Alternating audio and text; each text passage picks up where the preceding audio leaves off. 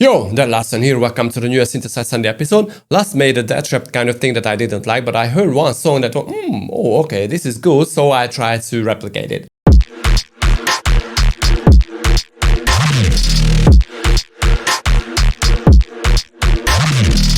This bass uses a neat little trick inside Ableton sampler, and if you want to grab the whole project, check my Patreon, and click here if you want to dig deeper into production. Check my academy for awesome start to finish courses, but right now let's jump into it. So I heard this death trap kind of thing and I loved it, so I tried to make something similar, and this is how it sounds.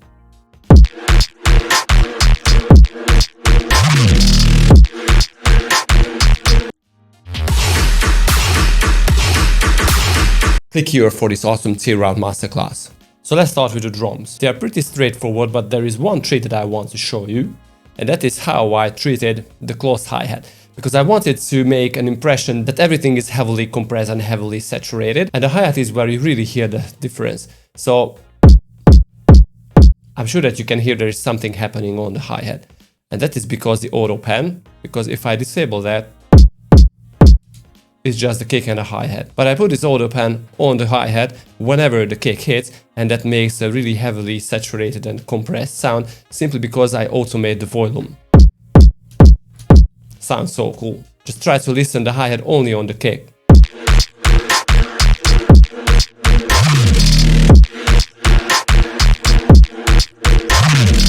I think it definitely makes a difference. So I made this bass inside a sampler. But originally it was this kind of thing. So this is from the Vital Guns. You can find it, I guess, there. How I made it, but basically I made it in Vital. There is a low layer, a bottom layer. That's just a heavily saturated sub, as you can see I made it in Operator. But there is a top sound on it. This is it, and all together they sound like this. So I put this sound into sampler and treated it, well, not a little.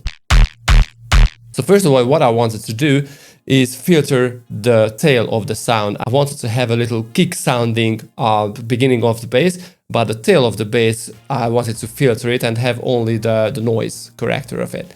So for that I used more filter, and what I did is in the modulation I used this envelope where I automated the filter frequency and the filter morph where I go from a low pass into a high pass or a band pass, I don't really know. So as you can see, on the very beginning of the sound it is untouched, but after around 150 milliseconds it activates, so it changes the filter type and the filter cutoff. So let me deactivate everything so you can hear what is happening here. This is a sound, and with the filter it's a little different. Now you don't really hear the tail because I deactivated the compressors. But if I activate them, so this is a glue compressor and a simple dynamic multi-band dynamics, but I treated only the top band, you can clearly hear that it definitely has a tail. So without the filter there,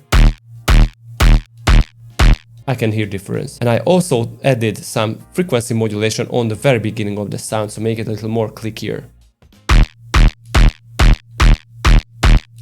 Also, as you can see, I had to shorten the transient because it was just too much. The hi-hat part of the sound is a little too much. And the last step is tweaking the main volume envelope a little. I tried to add some fade to the transient because it is too harsh. I wanted to have a little less clickier transient. And I pulled back the sustain because I just wanted to focus really on the kicky style of the sound. Okay, right after that I added then Eq8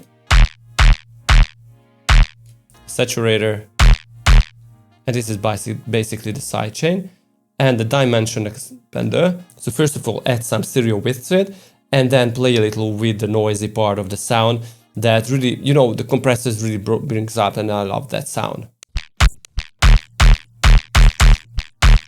I'm sure that you can clearly hear what is happening with the dimension expander. Okay, so I was done with the bass, and I made a different sound like a fill bass from Serum, in Serum,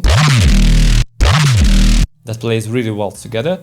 and another pad inside Serum that basically was a sound pack that I made for Loop Masters. It was an atmospheric ambient kind of stuff that I really love.